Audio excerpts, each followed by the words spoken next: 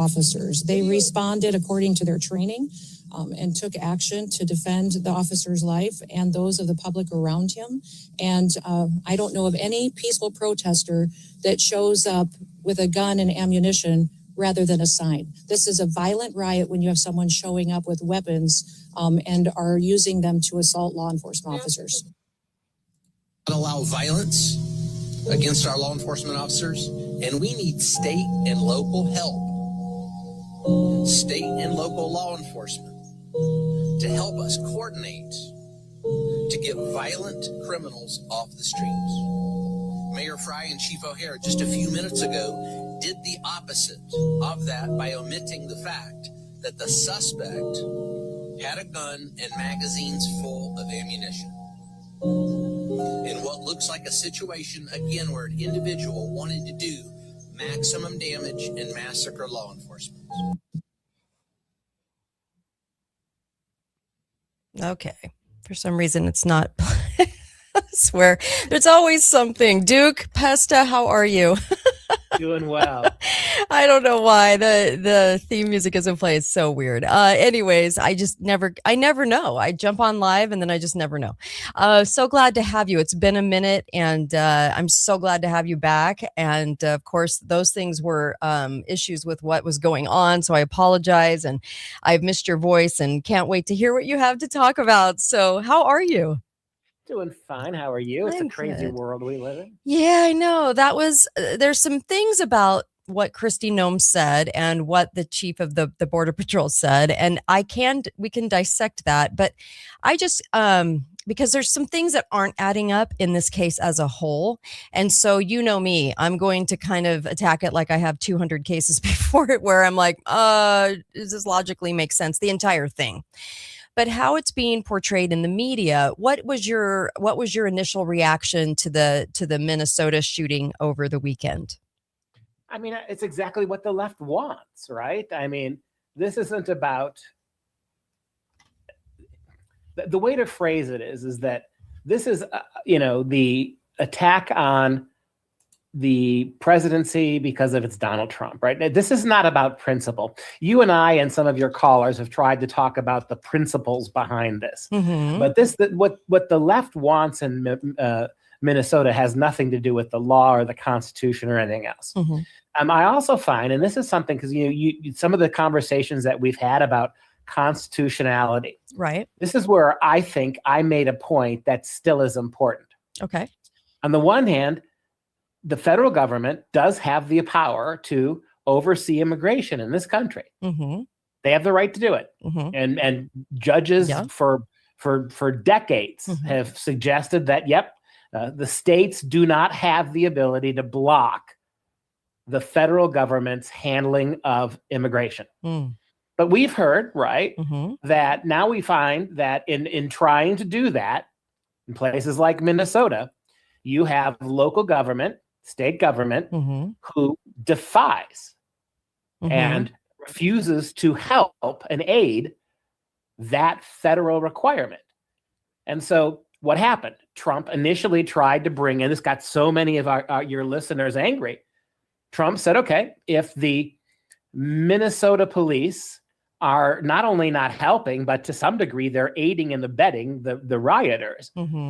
So then how do you as the federal government do that? Do you just simply say, oh, shucks, right? We're not allowed to send the according to many, we're not allowed to send the National Guard in. Can't do that. Right. So we're just going to surrender to the unhappy Minnesota government. Is that how that works? I don't think it works that way. Can you name another issue on which the states can just basically say to the feds, no, you can't do it. We don't care what you're going to say. We're not going to do anything you tell us to do. Those things that do fall under the aegis of the federal government, you can't do that. And I can't think of another situation in American life where people have done that. Right. So why are we allowing it to happen in Minnesota? Now this is past now immigration issues. Right. This is who ultimately has the right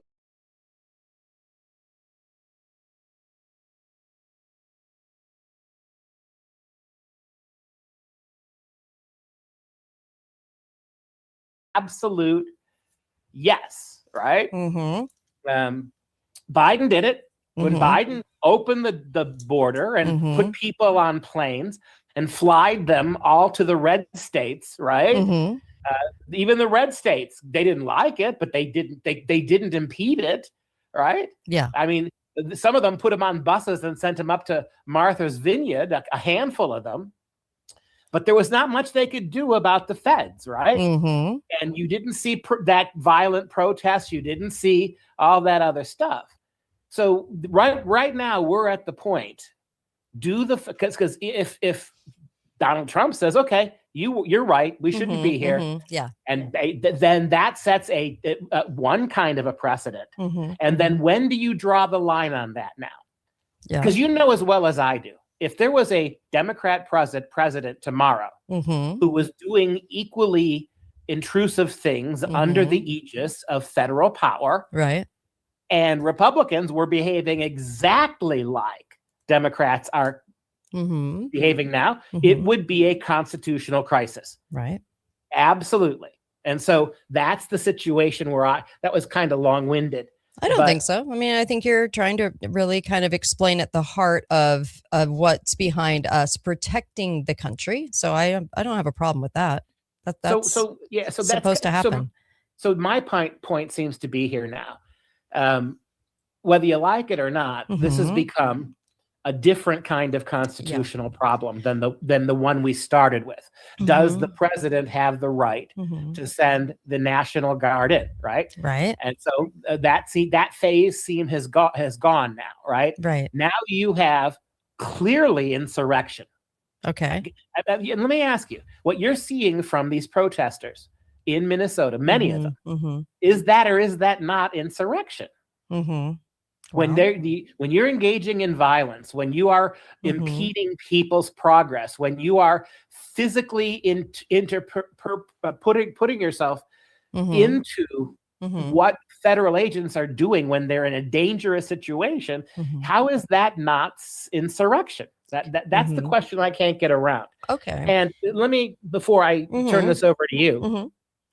So this male nurse, carrying a gun when just was it just 12 months ago when the AG Ellison said there is no circumstance in which you should bring a gun to a protest. Okay, fine. So this guy shows up, gets in the way with his gun, gets shot, and this is the end of the world according to the left. And it was fast forward back to J6, right?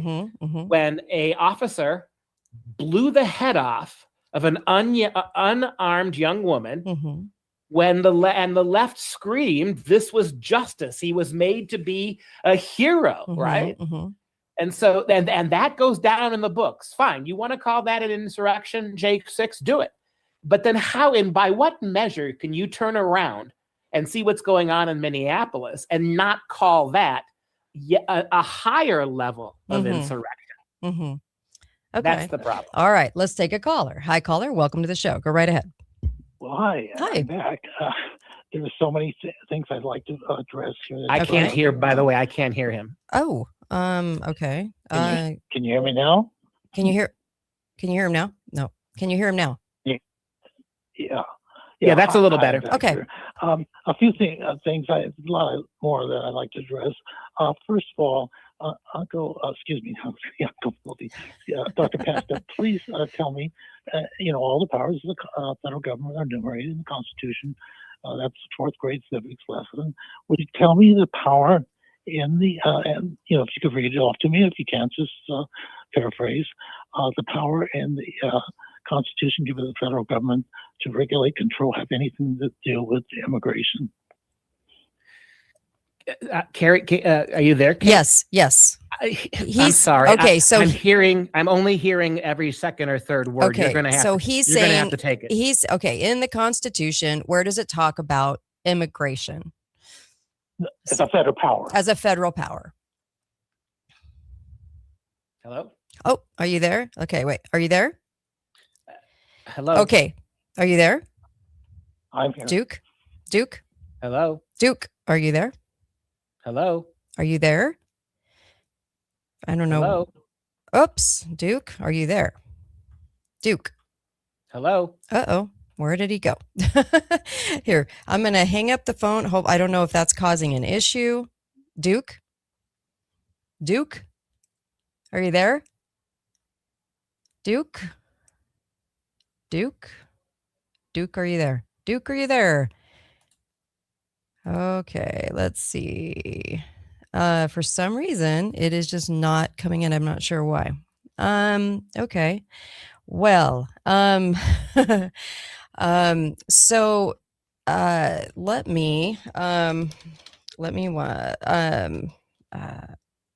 okay. So, I'm not quite sure what is going on with Duke's Duke. Okay. I'm going to tell him to call back. So sorry about that, you guys.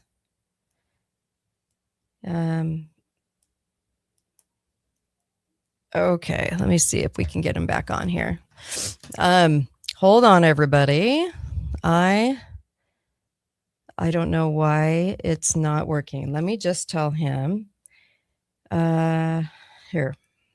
Sorry about this. This is live, so there's nothing I can do but do this live. Okay. Let's see. Okay. I am going to I don't know what's going on with the stream. So I actually have him on Zoom, but I'm not quite sure why that is not coming up. So what we're going to do is have him call in, and hopefully that will help. So we can actually just get a call from him. I'm not going to take the call that's incoming right now, just because I want to keep it open for Duke. So sorry about that, you guys. So let me we do have some federal powers. We can protect the country. I mean, that's what the feds are supposed to do. As far as the country, that's why the wall question was always up to the feds, although the states can certainly build what they need to build, but a wall. But that was never going to be the case. Okay. So I'm not quite sure why. I'm not quite sure what is going on here, but let's see here. Okay. Let me try one more time to get him on. Or let's see. And hopefully, Pesta, are you there? Hold on. I want him back on. I want to have him on the show. This stuff happens all the time to me. I also want to go through the Alex Pretti case too, because there's a lot of things people aren't talking about that it's really quite frustrating when that happens, because they have a hard time separating. I think so. You can talk about what can be done. Okay. You can talk about, I'll take a caller. Go ahead and call in while you still can. So you can actually, let's see. Okay. I'm sorry. I'm trying to do 3 things at once here, and it's just not fun. Okay. So, okay, caller, go ahead. Hey, greetings, Kate. Yeah, Article 1, Section 8, Clause 18 is where they shoehorn that concept in. But actually, your states had always had the power through their recognition of you. When you go into a state, if you stay there a certain amount of time, as you know, from one state to another, they want you to get their full driver's license. They want you to adopt their customs. Native Americans, you could come to our neck of the woods, but if you're going to stay and build a house, you need to adopt our customs. So once that state issues you a driver's license, a library card, you're recognized. And so the concept of recognition of being a, quote, state identified individual, the residency transcends from that. And so these people it claimed that the feds have that authority. No, securing the borders against invasion is one thing. Immigration occurs at the state level, but people have just not been taught that. According to what I saw in the video with Alex, it's very clear. He's videotaping. There's no gun visible. So the issue of comparing that to Rittenhausen is totally separate. Rittenhausen is open hearing. He's there, shoots some people, and then he surrenders to the cops. Where this guy, he's just an observer videotaping. Some woman gets thrown to the ground. He tries to help her up. Then they spray him with tear gas, attack him, and then they tackle the guy and then shoot him after they've taken his gun. That's an execution. Now, this is something I listen to a lot of radio, and you and I've talked. Over a month and a half ago, Todd Starnes on his radio show, and I'm not promoting Todd Starnes' show, but there are surrogates out there that disseminate information. I'm confident all the time by the information passages for the government. And so a month and a half ago, he said that he is looking for a public he was calling for a public execution of these people that are getting in the way of law enforcement. And we've had 2 now. And I haven't been able to talk to the guy in 3 months. He finally let me on today, and I brought that to his attention. I said, you talked about calling for public execution. And today, he had a different. He says today, this is after we got off the radio, he said, what they need, the president needs to unleash a shock and awe on Minnesota. So to me, one of the issues here, and this is going to be very controversial, as my show always is you're stating a case about these cases. And what you can probably guess I'm alluding to is we are talking about a very staged case. So when we're talking about a staged case, I want to identify it as a staged case instead of, so you can talk about the merits of it. You can talk about the Constitution. Today, I'm probably going to tell you why and how I think it's a staged situation there in Minnesota. They're trying to provoke a response from the people. Yes, it was staged. Yes. These were choreographed murders. Yes. 100%. And the George Floyd one took place about a couple of miles away. So it's one thing to talk about I'm going to hang up because I want to describe this, if you don't mind, but I appreciate what you said. Thank you. Because I could go 2 ways today, to be honest with you. There's the way of which we talk about ICE and its ability to do what it's doing. So there's one conversation that's kind of on its own. Okay. Then there's the moments where you take the situation and you dissect it and you go, was this real? Now that's a totally different conversation. It's a totally different conversation. And the reason it is because if we act like this is real, then we talk about the role of ICE, then I think we're setting up a bad foundation for talking about ICE, because I want to go ahead and go through what is real and what is not. So this is what I want to give you questions about this case since, Duke, are you back on? I just got back in. Oh my gosh. I don't know what's going on. Could be winter. I don't know. I don't know what's going on here. But I will get back to what I just talked about, because I think there's something not real about the Alex case in of itself. But like I was just saying, Duke, it is a good conversation to have when it comes to what ICE is doing and how they're doing it. That's one conversation. Another conversation is a case-by-case situation when we get to these kinds of cases. And sometimes when we merge the two, it becomes confusing for people, because I will talk about it being a false flag. And there's lots of reasons why I think it's a false flag. But why I'm having you on, Duke, is to kind of give your position on this. Article 4, Section 4 of the Constitution. We do have some federal powers as to why they are supposed to exist as far as the protection of the country. I understand that, but it gets hard because ICE is going to say they have to do things under certain circumstances. It's the certain circumstances that I'm having an issue with, not and what ICE is doing and how, of course, but that's kind of the bigger question. What our caller was asking you is, well, where is immigration in the Constitution? It's not. But then again, when you start, well, the word immigration is not. Right. But we have had all kinds of Supreme Court decisions. Yeah. Article 1, Section 8 clause, right? Gives Congress the power to establish a uniform rule of naturalization, which is interpreted to include, down through the last decades, controlling the entrance of non-citizens. Right. Article 1, Section A, Clause 18, allows Congress to make laws needed to execute its powers, forming a basis for immigration and for the sovereign power. The Supreme Court has ruled that controlling immigration is an inherent power of sovereign nations, exclusively vested in the federal government rather than the states. I absolutely get the argument.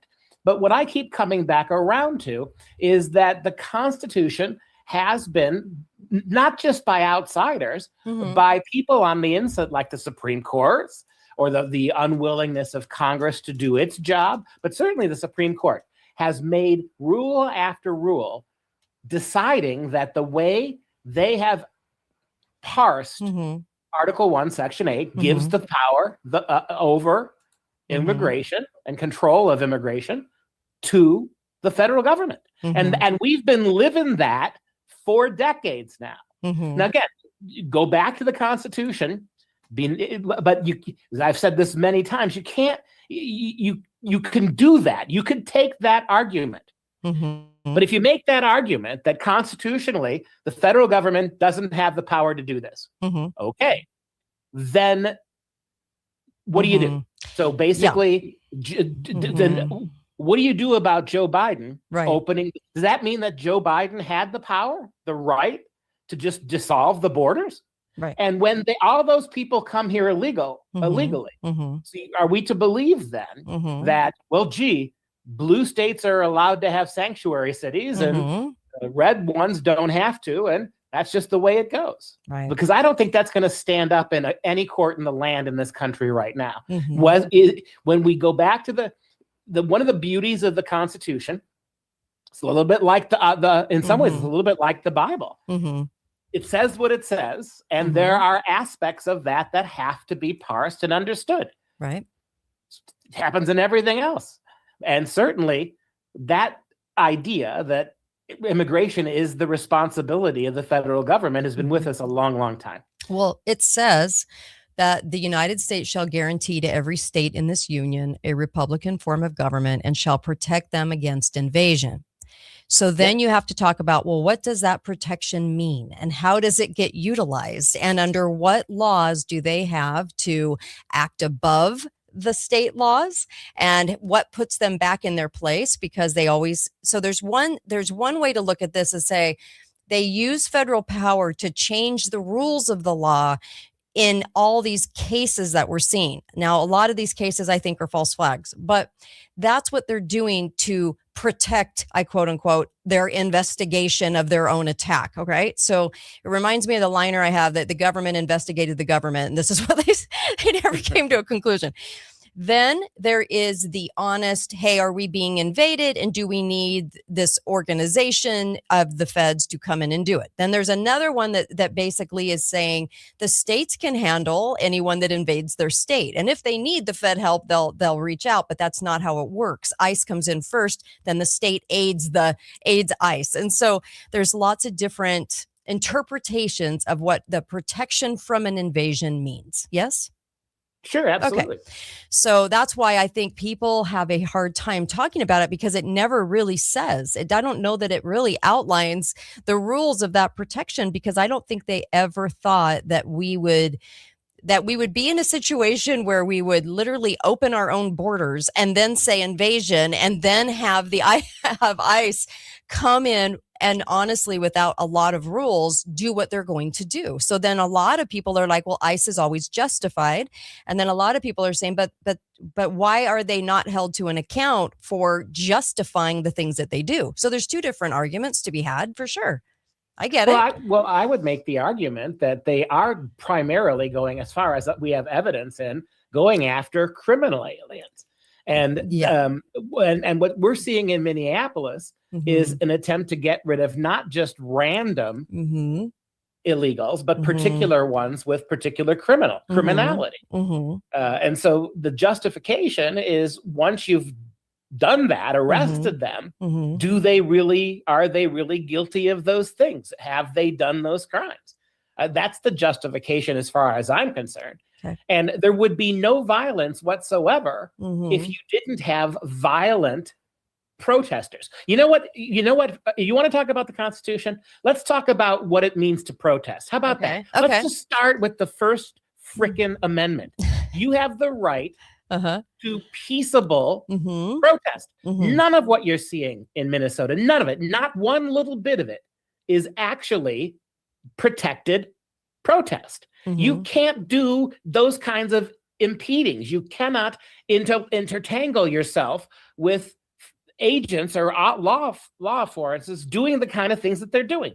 You can, if you're out there protesting peacefully, you're not going to be blocking cars. You're not going to be throwing things. That's not protected. We can parse Section 8, Clause 4 as much as you want to. But the reality is that the form that these riots, they're not protests, are taking are illegal. They're illegal by Minnesota state law and federal law. Okay. But let's parse that one then, right? Okay. I mean, if you didn't have that, if we paid attention to that part of the Constitution, then law enforcement for every level should be stopping these protesters. And then let ICE do what it does, and then hold them accountable. Are they actually and we had judges do that, right? One judge says the Maryland dad is a criminal and you're allowed to deport him. Another judge says, no, he's not. He's got to stay here. But that's how that works, right? Right. But why is it that we want to fuss over Section 8 and Clause 4 when, to start the conversation, that we wouldn't have anything like this chaos if justice was brought to the protesters in the same way they're trying to bring it to the illegals, right? Right. You can protest peacefully, but you can't do any of those things. And you know what? That one doesn't need parsing, it seems to me. So it's interesting, too, that in J6, which was heavily inundated by almost 300 feds posing to be something that they weren't and lying, okay, that there were riots happening, which were not happening. And then they blanketed the entire area, which means that they kind of put a technology net over the whole entire area to grab every single cell phone that was there, and then went after people systematically and threw many people into prison. Are they blanketing with technology and netting these groups? I haven't heard that they are. So no. I was just wondering why that is, because they have the technology to do it, and they do it, but they only do it to certain groups. Yeah, I mean, I think what you're saying is exactly right. Yeah. I mean, paying attention. Why is the Donald Trump administration? Why is Trump not releasing all that video that shows the other side of what happened on J6? Why is that something that? Why would the Republicans withhold that? It's bizarre when you think about it. And I'm open, despite whatever because you said. There's one discussion is about the Constitution. Yes. And there's multiple ways to see this. And the hardest thing in the world is to combine all of those things into a coherent argument. But you could make an argument for one thing or another. That was my argument. I stand by it. I made about why we are constitutionally in this situation right now. But I see what you're saying as well, too. is this now? When you call it a false flag, are you suggesting that the Trump administration are doing this? No, I'm saying that it's not administration based; it's deep state based, which would be uniform to both parties. And then I'm saying that I think it was completely staged. There are a lot of things that we aren't seeing in those videos of Alex Pretti. And I can go through that if you want me to. We can do this on the air together, but if you want to, because yes, you can ask questions as far as like why I think what I think. But let me, first of all, I do want to say this. This guy wasn't a big guy. He was kind of a little guy. He's shown here. I'm showing a picture, Duke, where he's sitting at a table with a bunch of women, and he's far littler than the women that he's surrounded with. Now, I agree there can be tall women, but in this case, I'm like, in this case, it's a little weird. This took place the following day after the big protest, but the news are saying that it happened together. Okay, that they're kind of putting it together as if it was in one situation, which it wasn't.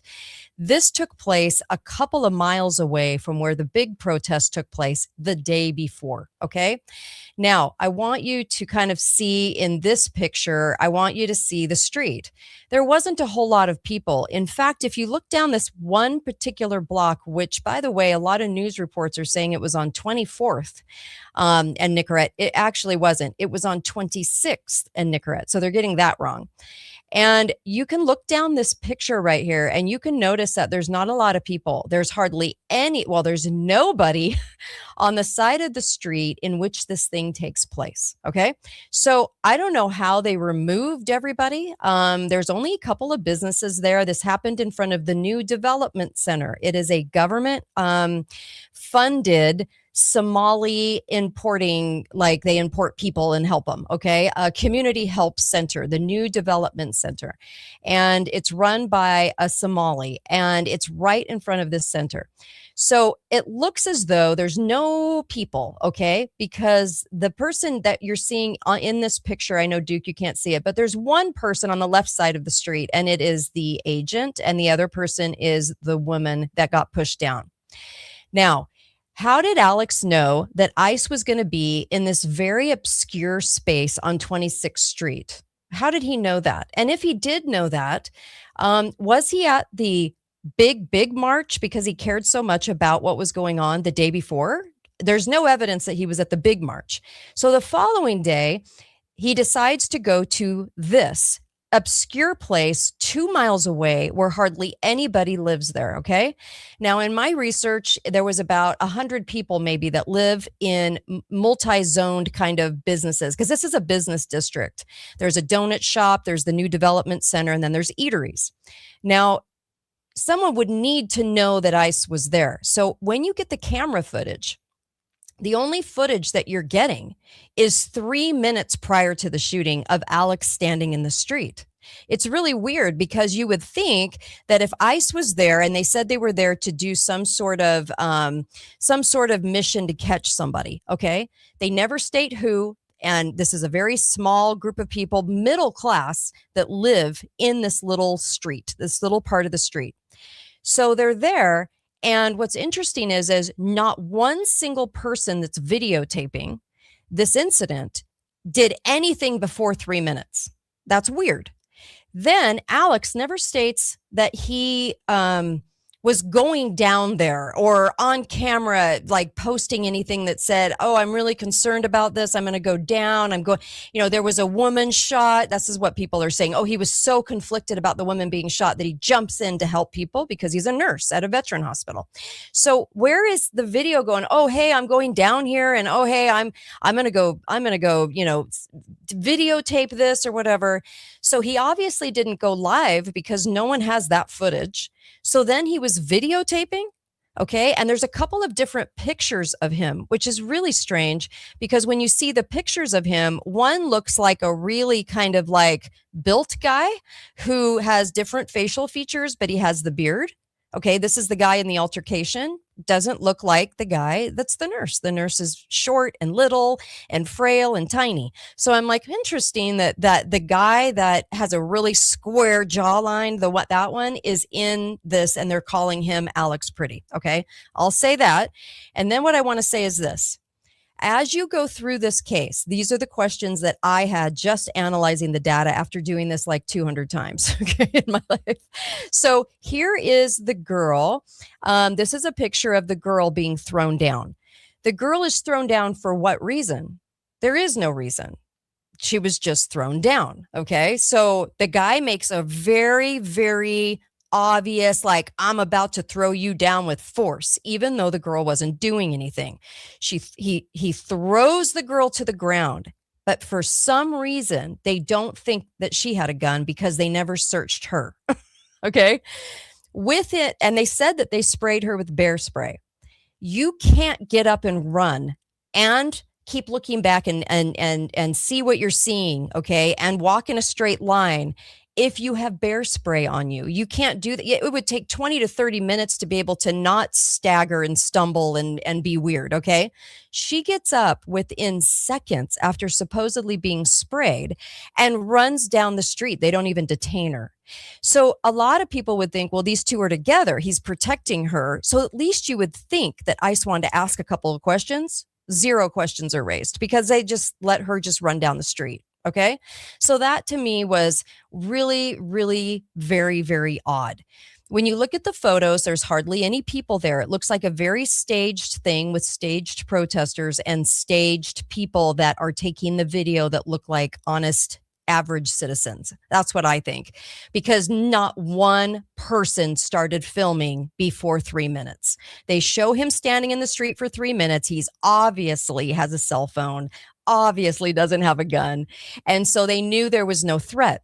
But in the opening clip, Kristi Noem was like, oh, there was a threat and he had a gun and bullets and all of that. And I'm like, yeah, where? Because when you look at his personage in the video, you're not seeing anything like that. You can clearly tell he's filming. So it looks very, very staged. In fact, all the attention is on him. The second she goes to the ground and they get her with supposed bear spray, she is not a concern. They don't search her. They don't look at her, nothing. She just runs down the street. When you look at the photos, you're going to notice that not a lot of people are on this street. Did they do that for a reason? That's my other question. Look how empty this street is. That is very, very, very weird. Okay. It's also weird that they didn't try to even find out if he was dead. They just assumed he was dead and then backed off of him and just let him lie there. Okay. Then it took a while. And this is very, very strange. The EMS, some witnesses said EMS was on the scene 3 or 4 minutes later. Okay. To check and see if he was dead. But the agents never checked once. They just wanted you to think that whatever they did, he was dead, done. They knew it. And I'm sorry, but you would think they would at least go and check it out and see what's going on with the body. But none of them did that. Then they said witnesses said an unmarked car came and got the body, just like it did in George Floyd. An unmarked car shows up and they stick him in there and they say they don't even have to bring him to the hospital. They're bringing him right to the medical examination as the coroner, right to the coroner's office. So that was very, very strange to me too. There's a lot of things that are missing in this because no one knew that these people, that ICE was going to be there. No, who knew that and when, and no one can record them there even 30 minutes before this took place. And all of a sudden, this guy who doesn't record a thing is down there in the middle of the street recording. For what reason? Because he wasn't doing it live. For what reason? And then you have specific people that you would have thought they would be afraid standing around, but they weren't. They were very much in front of the action filming. And I think those people are supposed to be there. I think it is something where they're designed to be there to give us this footage so that everybody sees it. They wanted you to see this footage and they wanted you to see it for a reason. They wanted people, because what is the border chief saying today with ICE? He's saying, see, we need people. We need more intervention. we need more, we need help. We can't seem to do it. And I think that's kind of strange too. This didn't happen at the big protest when you have every kind of camera available from any kind of person. This happened in a locale where hardly anyone was there. It was the whole left side of the street was empty, and you had certain people there on scene to capture this incident that turned out to be very, very strange. You had 6 people on this guy, okay, and he was a threat. 6 people, and he didn't even have a gun in his hand. So figure that one out, because there was no way that he was threatening to 6 different people sitting on top of him. There was no way. So I think this was very, very staged. So you could talk about, is it legal for ICE to do all these things? But I think they were presenting a very staged false flag. And now what they're trying to do is gain acceptance for doing what they're doing, so that the right says it's okay and the left says it's not. Another battle, another piece of, see, you guys are at war. And by the way, our country is so violent. It's so violent that we have to have all of these other agencies, maybe even international agencies. That's kind of how they want this to play out. We need help because we're such a violent country. Look what they did in broad daylight. And there's another one.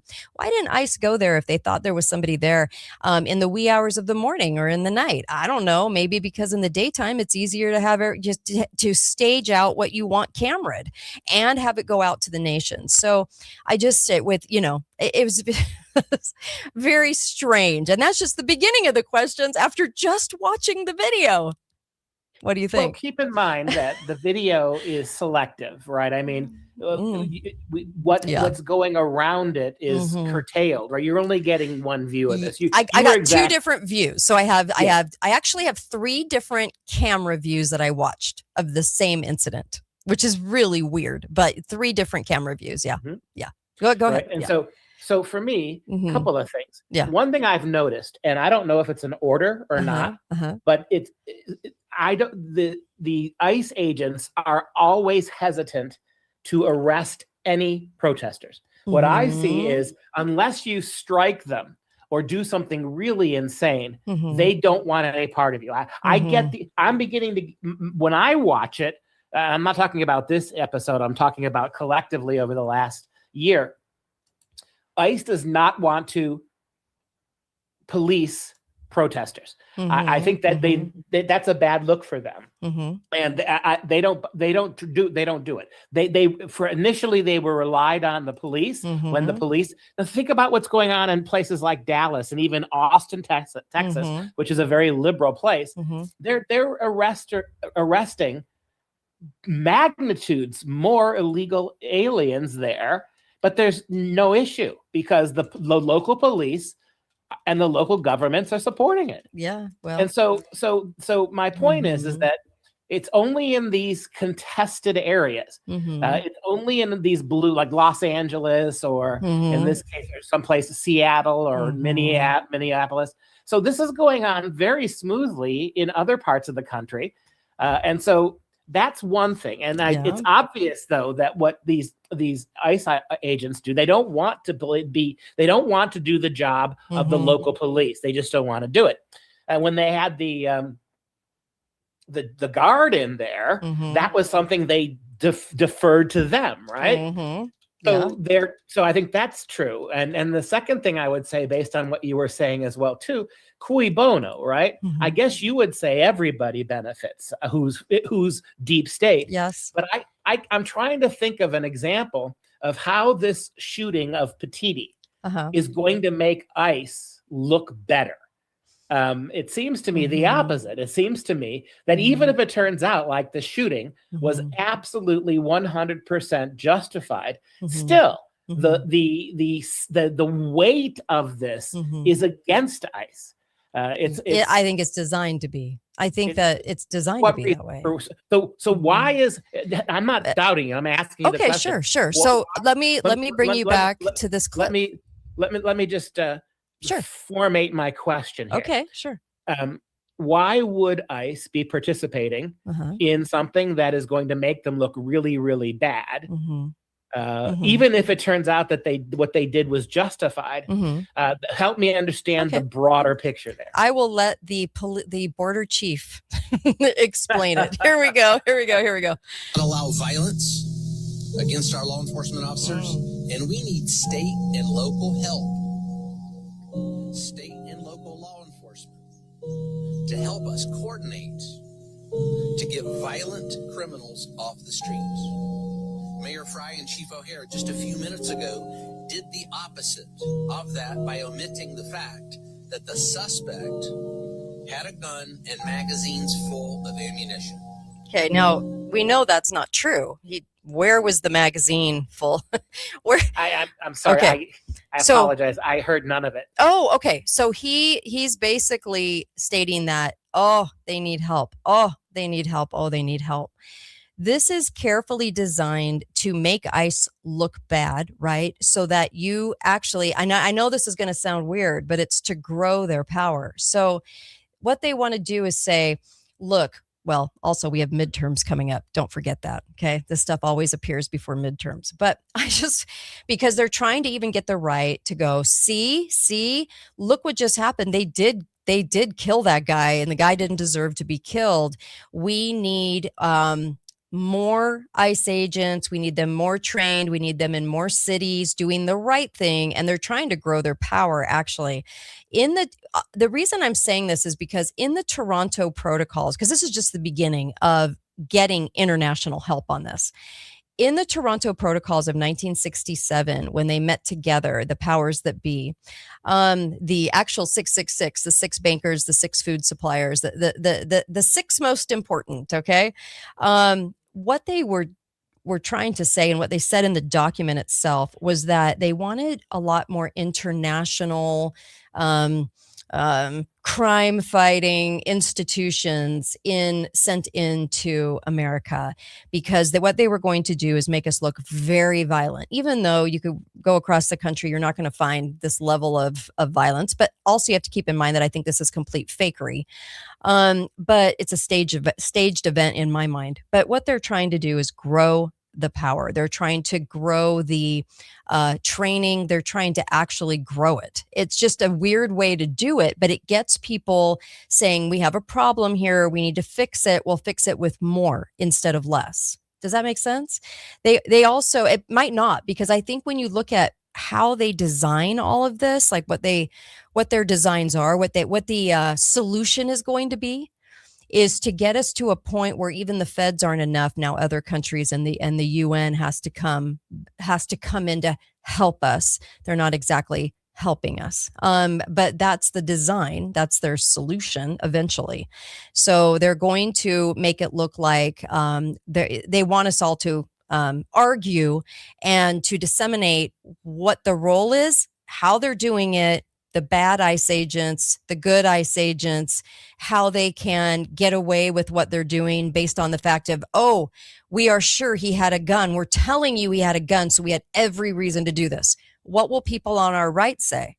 On our right, they'll say, if he had a gun, then I guess he can't do that. So they were right in killing him.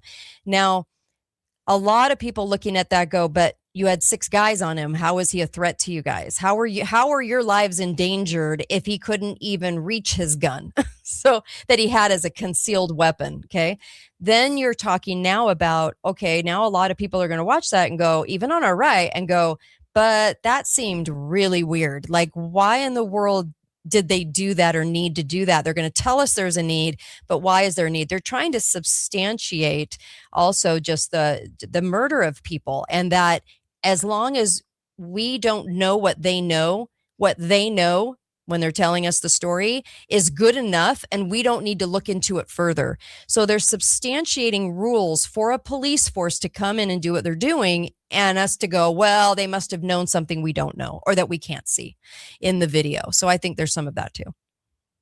So, but why wouldn't, if that's true, why wouldn't ICE be actually more dramatically involved with the protesters? Is that what you want to drive? I think this is very dramatically involved. They just needed a staged area to do an act like this that goes across the country, because they didn't do this at the big march. So you also suggested that maybe the person killed was not the guy who we thought who thought he was, right? His size certainly was looks different. So the question is that was he aware that he was going to be killed? I think he was part of the stage play, and I think it was a play. So he's not dead at all. I don't think so. That would be my guess, but I don't know that for sure. But that would be my guess. But if everybody believes it's the nurse, the nurse, wouldn't that be the easiest thing to clean up if he's alive and well? Is he hiding? He might not be alive and well. Maybe they utilized this guy for this. I'm not quite sure. So perhaps they killed him. I don't know what would have happened to him. I would think that person would have been silenced if they were going to use his name and his identification and people that knew him in his job. But the question, so I think people should look at the photograph of the guy that was there, and then honestly, really look at the picture of the guy that they're showing as Alex. Okay, because the guy that was there is pretty well built. I'm saying it's just not the same guy. I don't know how. The guy has a very strong jaw. I would be very shocked and everyone's wearing sunglasses. By the way, before this took place, okay, wearing sunglasses, okay, why didn't he show his face? It was weird.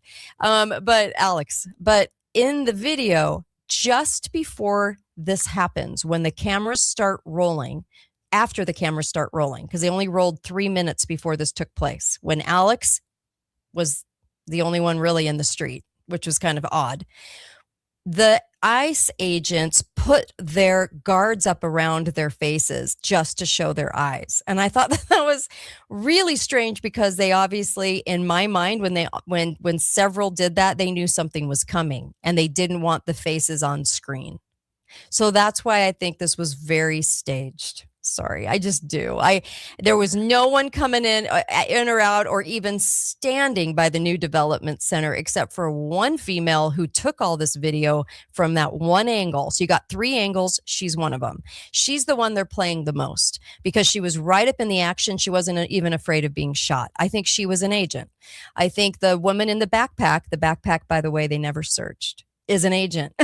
I think that she just ran off after supposedly being sprayed with bear spray and looked totally fine, not even putting her hands to her eyes. I mean, nothing. You would not think she was sprayed but this was seconds after the shooting. So that's why they got her out of the way. And then the storyline is make it look like he was so caring. He went to help the woman. They never cared about the woman. Why not? Why wouldn't you even go and try to find out what's in her backpack? I mean, come on. If you're trying to say he had a gun and magazine, then you don't even look at the backpack of the girl. I mean, that was odd. So I think this whole thing was staged. Yeah. And so earlier you would suggest this was something that everybody was involved. Does that also mean that on the ground, not everyone in ICE, but the people that were ICE on the ground in this knew something was coming. They put up their gear. They only had all 3 people that filmed this filming right 3 minutes before. Now that is quite a coincidence. Now, if you're down there even for 10 minutes before, why didn't you start filming what ICE was doing 10 minutes before? They all start filming at the same time. They all start it's very coordinated to me. I'm just like, this is crazy.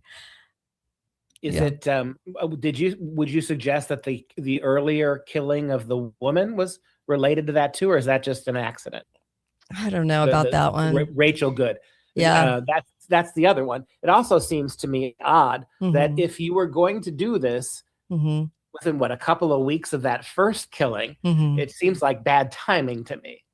Oh, I think it's a ramp up. I think that they're timing these things because they want a lot of attention on Minneapolis. They wanted to do this in a very blue state where they knew there would be they were going to get out and call out the ICE agents so that the right would be mad at the left and the left would be mad at the right, saying this was so obvious. Why don't you care?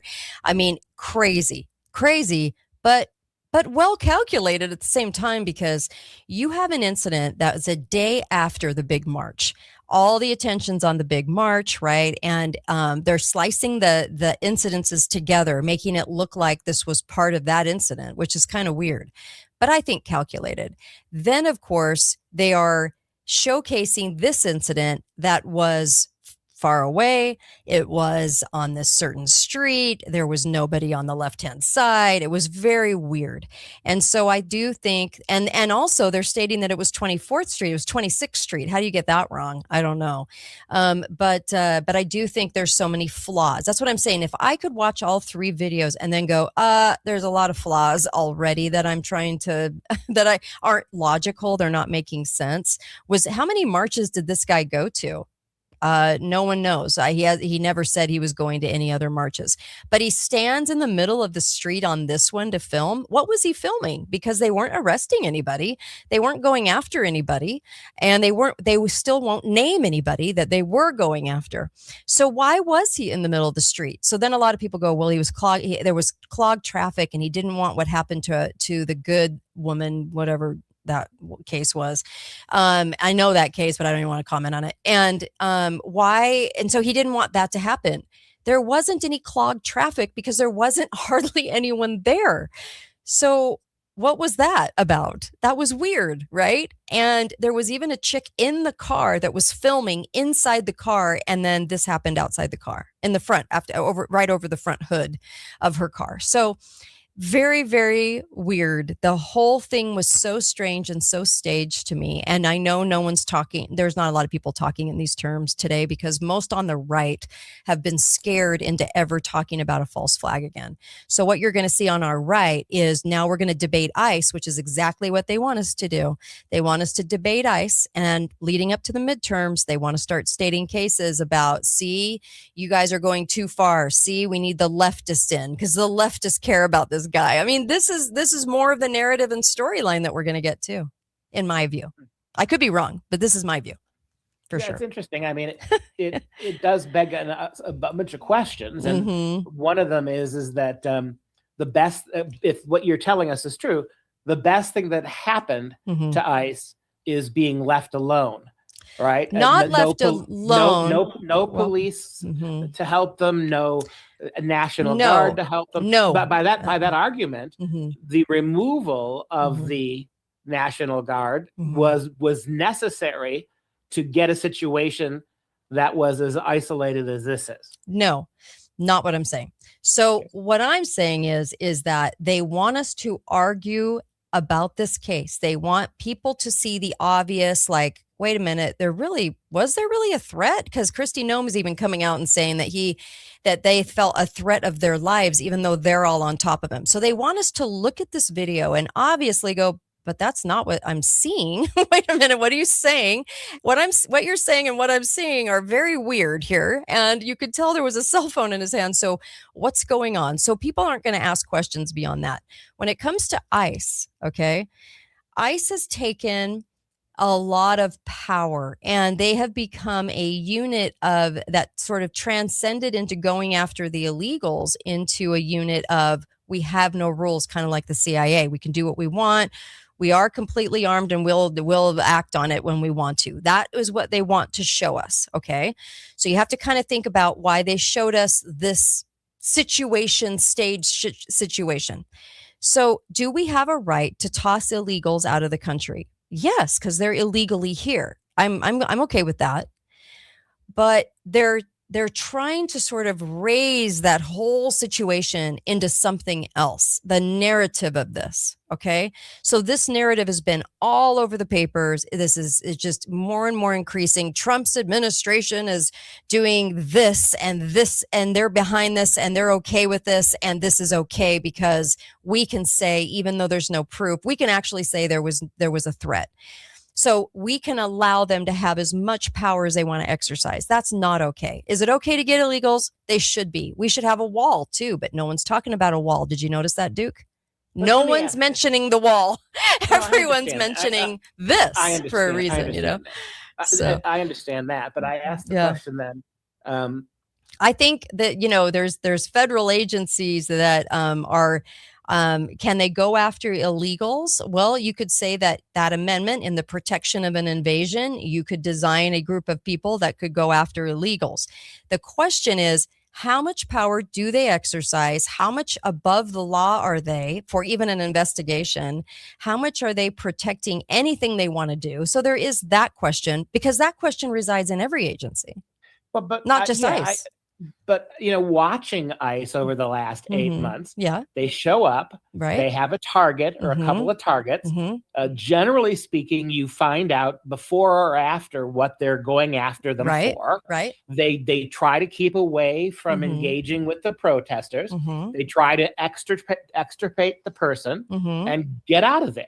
I mean, you said a moment ago that you're okay. It's good to get rid of illegals from the country. That's a valid thing. What did they do? But before this staged event, what did they do that was not that? Showing up, trying to pull out the guys who had the bad criminal behavior, get in and get out, stay away from the protesters as much as possible, and leave. Yeah. So that's what we've seen for 8 months. So help me square the circle. Yes, we say that maybe some of the listeners don't, but I agree with that. I think you have a right to take those people out of the country. They should never been let in the first place. So that seems to be an almost. And again, I repeat, places like Dallas, this is 10,000 people have been pulled out of Austin and Dallas, and not a single cry from anybody. No protests, no violence. The media tells everybody how to feel about it. They show a video where somebody is obviously being shot. I think it's fake, but this person is being shot and he's not a threat. He really wasn't. He was literally on all fours, so I'm not quite sure how he was a threat. So we can't ignore that. Nobody should ignore that, even on our right. We should never ignore that what we just saw took place. I also think it was fake and staged. So that brings a whole element in. When people go, I can't believe you're a conservative and that you're saying this was okay. I'm like, you're a moron. I'm not saying that. I'm saying that this whole thing was staged. It was staged for a reason. And it's usually people like that never ask any critical questions about this, and they don't realize things are staged. Okay. And that we have patsies and we blame people and everything else. We've been doing it for decades upon decades. So it's not new. So people need to ask more critical questions. The questions I was asking when you kind of let me go off on my rant about this, I was asking a lot of questions that no one is asking. Why are they not asking those questions? So if they staged the event, they also wanted us to see the staged event, is what I'm saying. For what reason? And that's what you're trying to get at. For what reason?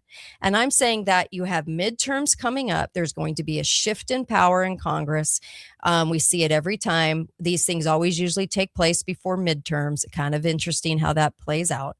There's also, so this will be the catalyst. They'll say this was the reason that, because we all know our voting isn't real, right?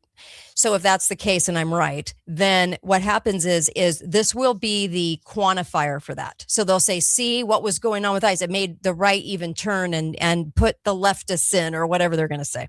So we're going to have a shift in power like they always do.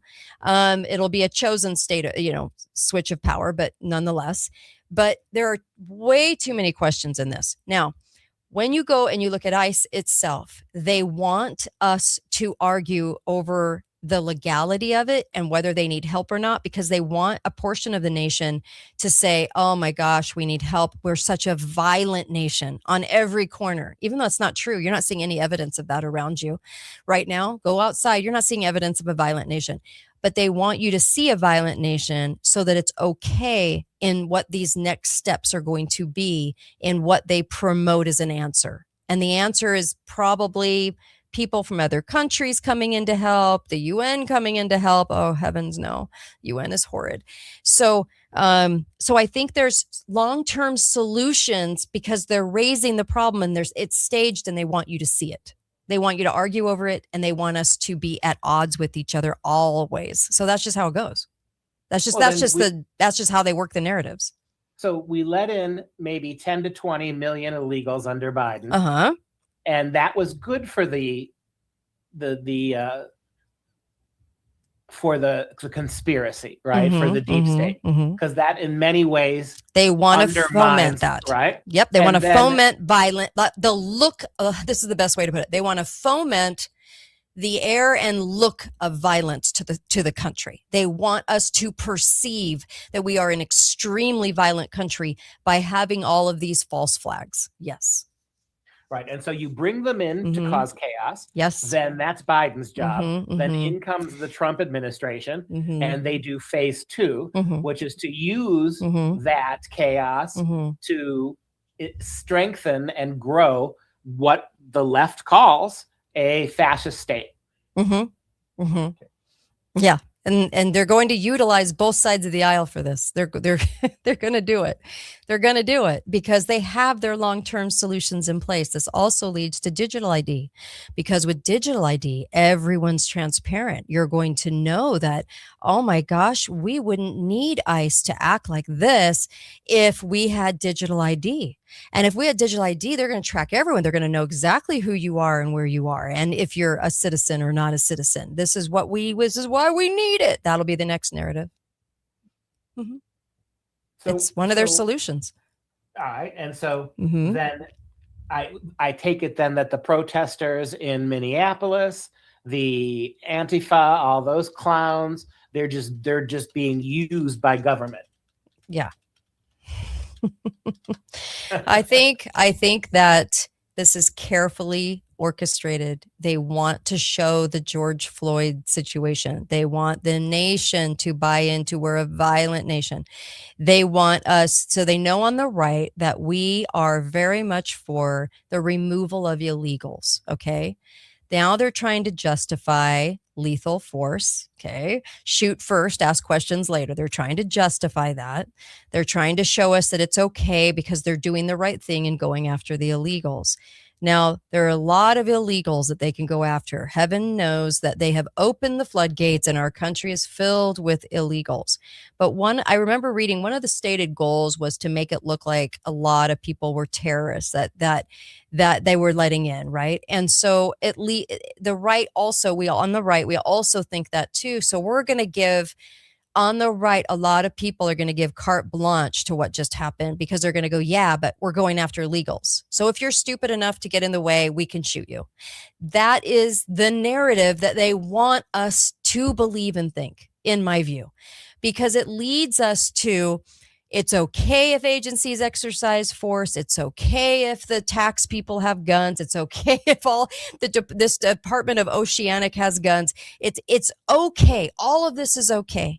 And that you have to do certain things while you're protesting, or we can legally shoot you. Like, I'm like, okay, you're not, do I want somebody to brandish a weapon and stick it in the face of an officer? No. And so that would be stupid. But they're trying to dial in that if the state even comes with a drone and shoots you, you probably deserved it narrative. So yeah, I think this whole thing is being set up so that it is plausible and okay as long as they are engaged in doing the right thing, which we know that we don't want illegals in the country. Okay. But they're not, they're going to move the narrative in a direction that gets us to agree to just about anything to do it. That's not okay because it's a narrative. It's just like you go back to the question. Now we circle back to, why did they want people to see this video of him being shot like that? Why did they want everybody to see the video of Good with what happened in that situation? Why did they want everyone to see George Floyd in that situation? He was an asset. He was an agent. He was an informant, but they didn't ever want to discuss that. So there's lots of things that they hide, right? When they're pushing the narrative of these false flags, they are literally shoving it down our faces that we are a violent country. They have to go to a lot of lengths though, because if you go to any airport in the country, you go to any sporting event, coliseums filled with people, you're not seeing a violent country. You're not seeing that in front of your eyeballs, but they want you to believe it. because of the few false flags that they're going to showcase. Is there violence in this country? Sure. Is it the way the media is telling you? No, I don't believe that. I really don't believe that. You didn't have anything happen at the big march, but you had it happen in this tiny little strip the next day where it was carefully organized who was there, I believe. Yeah. We're over our time, but this is we are. Sorry. I didn't even notice. This is maybe you can't, maybe it's an unfair question, but what's that? What would you expect to see next if this is what actually happened? What's the next move? There'll be a lot of discussions over ICE. It'll be blamed on Trump. It'll be blamed on the Trump administration, saying you can do whatever you want, just get the illegals. That will be the narrative that floats. A lot of people will buy into that. What we should be seeing on the ground is staged events, because logically they make zero sense. Kind of like Tyler Robinson and Charlie Kirk, makes zero sense and lots of holes that no one will discuss, but they want to tie it up with a bow. You're going to see a lot of senators and congressmen, talk about this and what solution do we have. A lot of it leads to digital ID, and a lot of it leads to, we need so much more presence on the ground of law enforcement, but federally and internationally, because I don't think the states can help. Because if you watch this particular one, the feds are blaming the state for having some questions about what just happened. So, which the questions are real, the questions are honest, but it's like they're setting us up to buy in and believe that that way more presence, maybe even drones now are necessary. I shouldn't have to put their bodies on the line for this, and they are always in a threat situation. In this video, it doesn't look that way, but they're going to try to sell that as a narrative as well. And they're doing it before midterms to have a plausible excuse as to why the transfer of power, not the transfer of power, I shouldn't say that, but the elections will turn out to be heavy blue. They control that lever, but they have to have plausibility leading up to it. I am 100% sure, even without this, that there was going to be a huge swing to the Democrats. Oh yeah, always is. Did you need that for this? Oh, that was coming no matter what's good. This was coming. I mean, you knew this. I mean, you watch around. I mean, because here's another way of a different kind of conspiracy. You and I've kind of hinted at that. Maybe you put Trump in to make sure that the radical left who follows him has unbridled power, right? I mean, because now they'll whatever they do, whatever overreach the left will do, they'll say, well, Trump did it, so we're going to do it too. Right. You're already seeing this in Virginia, right? The new governor's been in power for a month, and she's gone. She was supposed to be a populist. She was supposed to be a moderate. She's making Mondami look like a piker. Yeah, Mondami. Yeah, I'm so sorry I kept you too. I really apologize. Well, I felt bad that I don't know what happened to the technology. That was weird. All right. Thank you so much. I really appreciate you, Kate. Thank you very much. Thank you, Duke. Dr. Duke Pesta has been joining me for about a decade, so really appreciate him.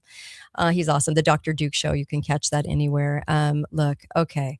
So Scene asked this question. And it was, let's see here. I'm lazy. Oh yeah. Saying this was staged is lazy. Really? Okay.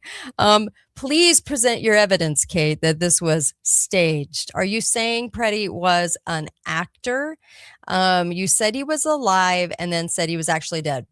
What I mean is Pretti, as the people that work with him know it, is gone, because this is a very public video, okay?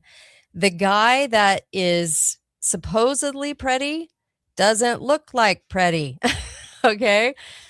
This is a taller guy. This is a guy with a very square jawline. This guy looks younger than Pretti. This guy is muscly. Pretti is not. So I'm like looking at this picture that I'm clearly showing you, and I know you can see with your eyeballs, Mr. scene thief on YouTube. I know that you can see this photo and this is not the same dude. So yeah, I am saying that. Okay, I am saying that. I'm saying that something is wrong here with that photo of there's actually 4 different people shown as the same Alex guy. So Alex, as you know it, kind of like Charlie Kirk as we know him, that's gone from center stage. Whether that person is alive or not, I don't know. But this staged scene, and let me go through it again, because you're saying, let me give the evidence. Okay, I'm not there. I don't have evidence, but I am putting pieces together and asking questions. It's a little different. Okay, we're not in a court of law and I'm not a lawyer, but I am saying, hey, did you notice that there's not a lot of people around in this said picture if you're watching on YouTube, X, or Rumble right now? Okay, there's not a lot of people. Let me take you to this picture. Do you see a lot of people on the street? Don't you find that odd? I think that's odd. There are only about 100 people living in mixed use business resident things in this block at the most. There's just not a lot of people around. I find that to be strange. I find it strange that the news is reporting it's on a different block than what this block is. Okay. This is a business section of town.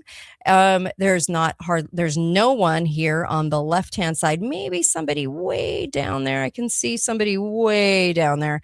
These 2 people, okay, are the agents right here. Okay. So I find that weird. All right. This didn't happen at the big march. It happened on a street location where everybody started filming at once. That's a little strange. Explain that to me. You explain that to me. How did all 3 people start filming after either at the 3 minutes or just after the 3 minutes that he was standing in the street? And if they filmed him standing in the street for 3 minutes, if somebody had a gun in their hand, they would have got him after a couple of seconds. So they would have been on him. Okay. He's standing in the middle of the street, very obviously with a gun. So they would have done something. But what they did, and I'm just asking logical questions here, is they stood there and watched him brandish what they thought was a weapon for 3 minutes before doing anything. Does that make sense to you?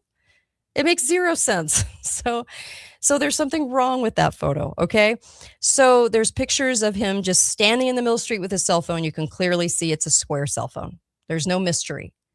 So why did they suddenly think he was a threat? Well, it was after the ICE agents pushed the woman to the ground very violent, like not, I want to say violently because it's going to make me sound like a leftist, but so that everyone could see that they were doing this action. They didn't just kind of push her to the side. They threw her down. Okay. I think she was an asset.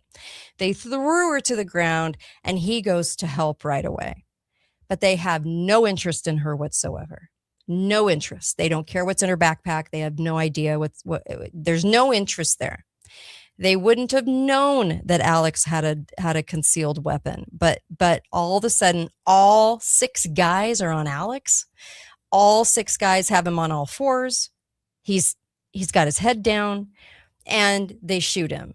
How in the world is he a threat if he can't get the gun? So, and if you have 6 guys standing there, okay? So, yeah, this whole thing reeks of a staged event because not any part of it makes sense. In fact, where's his cell phone footage? You know what I mean? Like if he was live, which you would be probably in this, I would imagine you'd be in this situation unless you were just videotaping. Okay, I'll give you that. But there's something clearly wrong with the whole scene, to tell you the truth. So I'm asking logical questions. I'm asking, how did he know that ICE was there when he lives 2 miles away? Okay, this wasn't part of the big march day. He wasn't a leftover from the march. This happened the day after the march. So how did he know that there was ICE doing anything in this section of town? And by the way, there wasn't one person on the ground that said ICE had been there for 30 minutes. So who notified Alex to tell them that if you walk 2 miles from your house or drive your car, ICE is on the street right now? How would he know? Do you see? What is the coverage today? The coverage is a nurse for the veterans hospital, tying the veterans into the narrative, a nurse for the hospital who cared about people, who carried his dog around, who was frail, is the subject of this. So we want the nation riled up is the answer. That's why they're doing it. We want the nation riled up. I think they used an asset like an actor to do this, like an actor asset. Okay.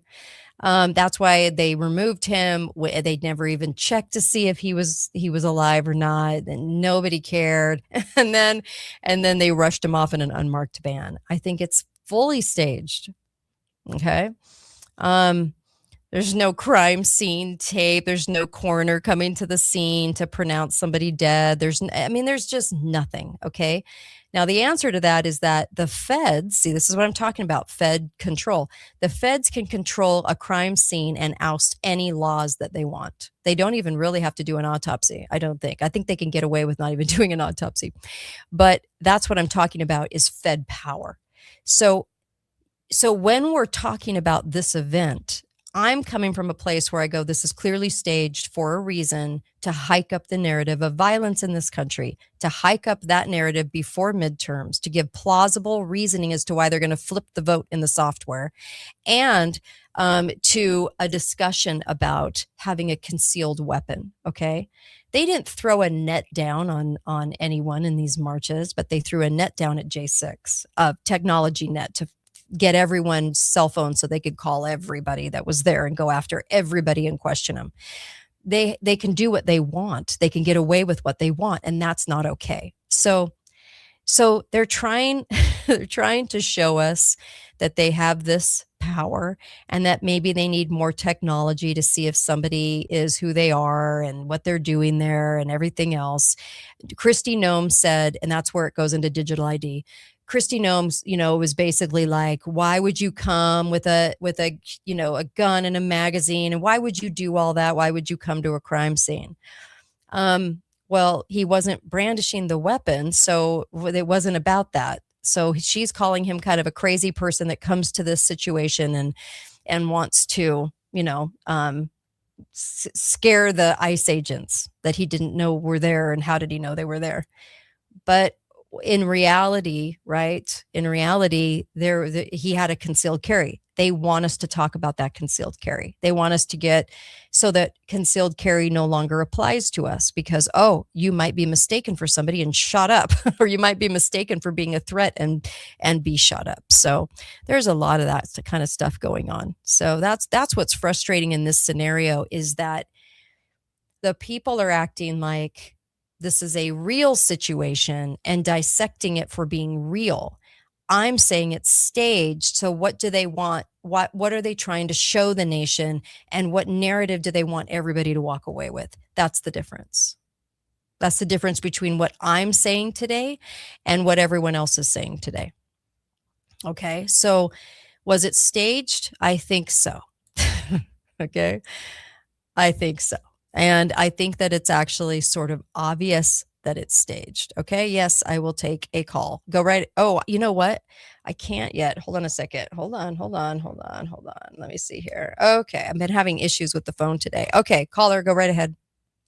Yes, I think a lot of what you're saying could be true. It could be completely staged.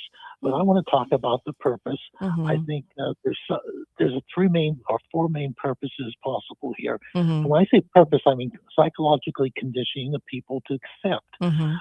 One, that's not likely the main one, but I'm going to just mention it, is to back off on going after illegals and don't even try to. That's another one, yes. Trump was brought in as many illegals as Biden or more so, but you don't know that fact. Yeah. He continued catch and release. Mm-hmm. Right now he's continuing not amnesty, but asylum. About 6 weeks ago, he said he's going to stop asylum, and he hasn't stopped it. You remember you had a Border Patrol officer, and he said that papers they fill out for asylum do nothing. They could say anything and they can still give him asylum, and he's still letting them in. They're still letting huge visas in, expanded visas. So he's on the side of illegals coming in, as Biden was. Yeah. And then if you make out the Border Patrol, it was supposedly Border Patrol that shot this guy, and they were involved. By law, Border Patrol has no more authority to be doing anything in Minnesota, or excuse me, in Minneapolis, than the Army of Red China. Because their jurisdiction is within 100 miles of the border. There's like 450 miles from the Canadian border, that city. They're 1,700 miles from the southern border. So but we're seeing this all over the point. And let me get to the more likely, and this is about as bad a scenario as you can think of. Conditionists accept tyranny. Wherever you look, Trump is saying we're a tyranny under a president, and he's going to set this up for the next guy to come along. He's killing and murdering people all over the world. He just blew up another ship 9,000 miles from Venezuela the other day, and this is what's going on here. What we're seeing here is murdering, but not only murdering, just gangsterism. Thuggism. They're breaking into homes without warrants. They're breaking into cars. They're pulling people out. They're trying to say, this is what you got to expect from now on. Get used to it. Right. And also the lies. Get used to. We're going to lie our way out of these things. And another conditioning is criminality. You're seeing more and more blurring going after illegals with going after criminals. So whose responsibility is it entirely to go after criminals in the states? It's a state responsibility. So if we're going after rapists and all these horrible people, and I've heard them say, well, the people want us to do that. They have no authority doing that, and they can get to the point where legals is the main issue. If we're going after criminals and violent criminals, and that's not their responsibility. One other thing I was going to mention here, Army. So the condition is to bring in with the National Guard. It gets bad enough, and this Insurrection Act, it has no authority. Trump has no authority to implement that. If you read the terms, just go Wikipedia and see what the terms are. None of them are being met. Okay. Yeah. Thank you. I appreciate the call. I really do. One thing too, it was done in front of I appreciate the call. Thanks, Mark. It was done in front of the new development center to bring Somalis in. That gets about $700,000 a year in government grants to operate. I don't think that was a mistake. I think they wanted that center to be front and center in the videos that everyone's watching about this event.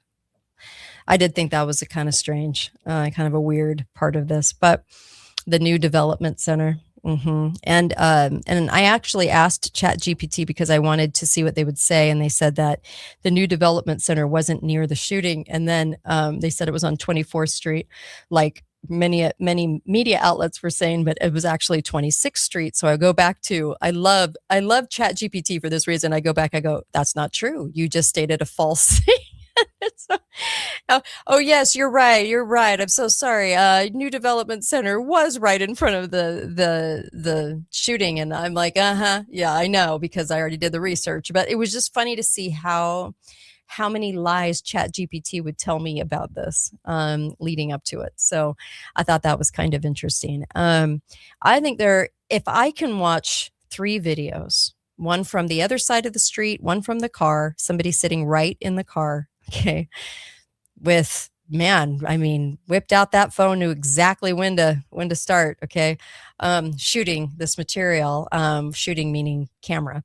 And then of course the carefully positioned person on the other side of the street. So there was 2 street views and then a dead on view, with somebody in their car.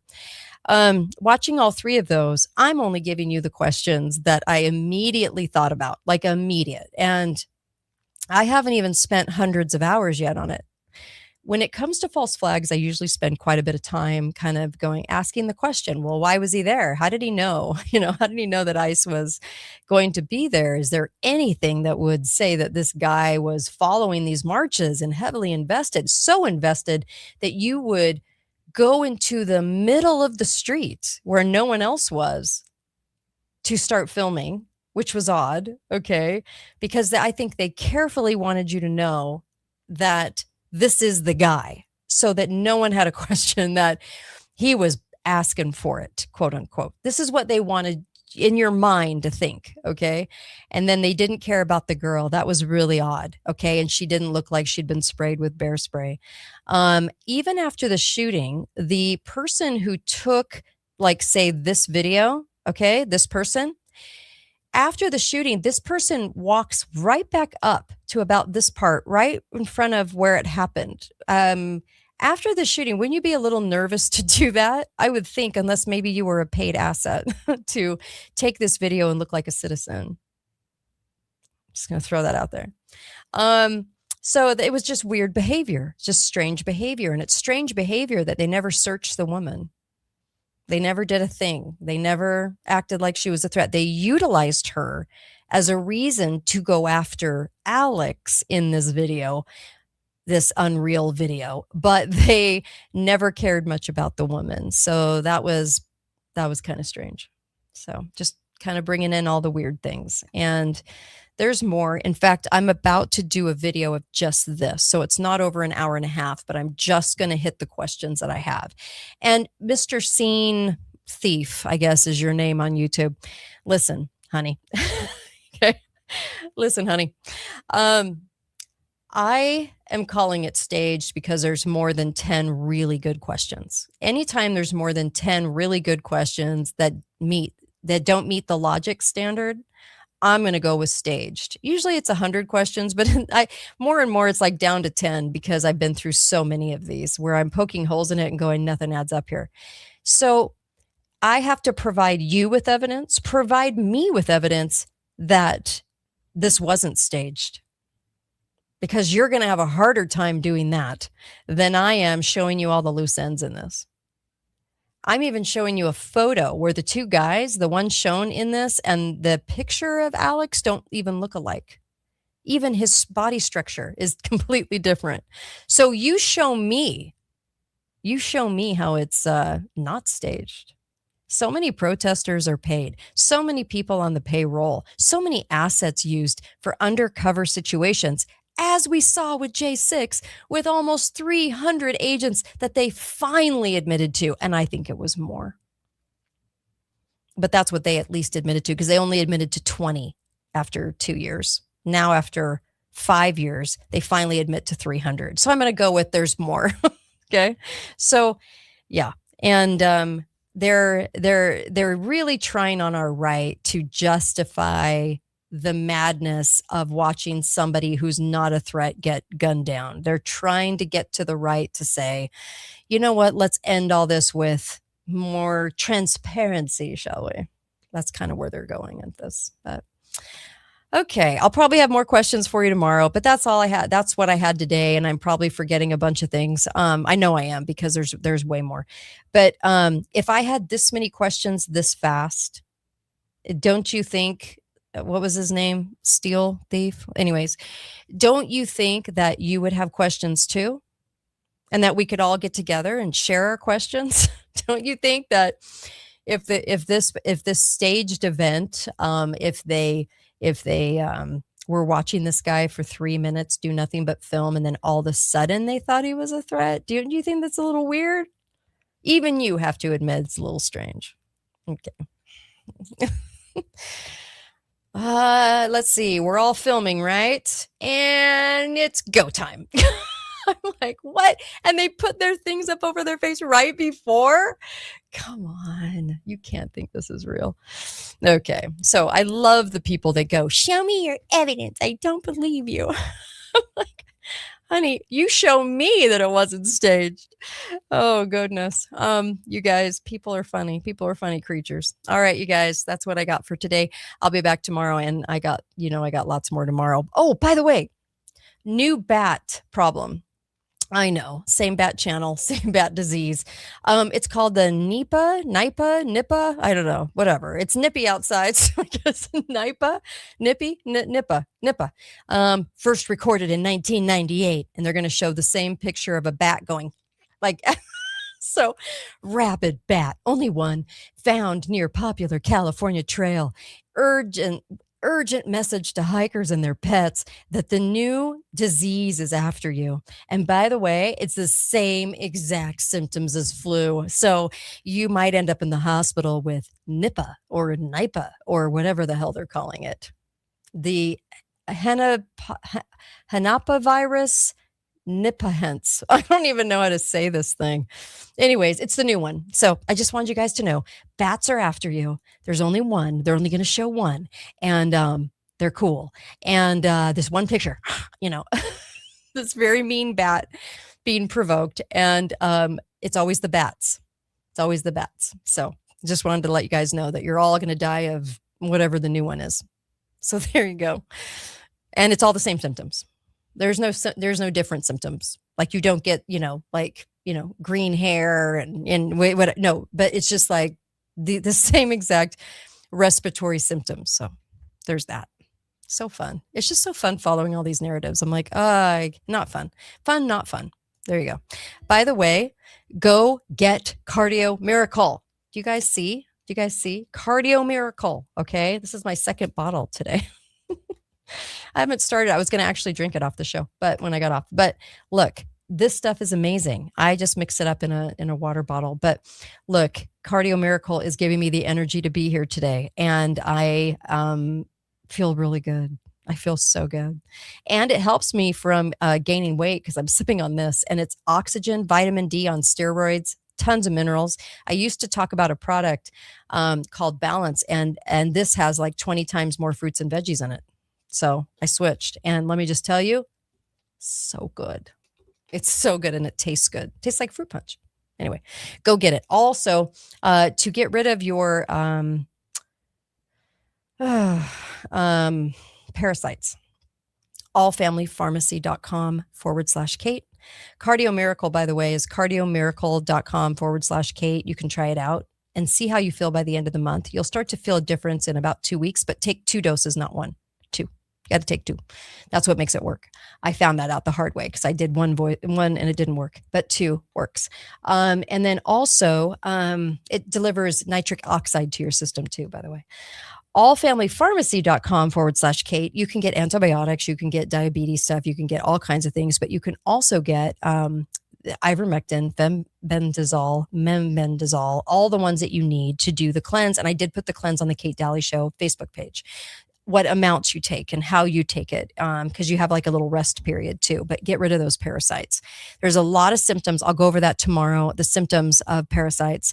And then also go to the website because that remineralization toothpaste for kids and deodorant is all on katedallyradio.com, and you can order it and it's amazing. But I love the deodorant. I also love the toothpaste. I use it every day. They have a whitener. That's why my teeth are white. I have a whitener, and it's a remineralization. I can't even talk today. Mineralization one. And it's actually feeding your teeth those minerals and remineralizing your teeth because your body grabs from the teeth. Okay. So please go and get that because you're going to love it. And also the answer to the big C, that thing everyone's getting and it's skyrocketing in numbers. You have to go and get there. They say get chemo for. I wouldn't do that. Go get the ebook that tells you how to do that without chemo and without big pharma, but also that is also on katetalks.myshopify.com. You can go get that ebook right now. I highly suggest it. But what was I going to tell you about that? I lost my train of thought. Anyway, there is, the product GCMAF that they constantly hide from everybody. That's helping so many people as well. You can get on my website, katedallyradio.com. So there you go.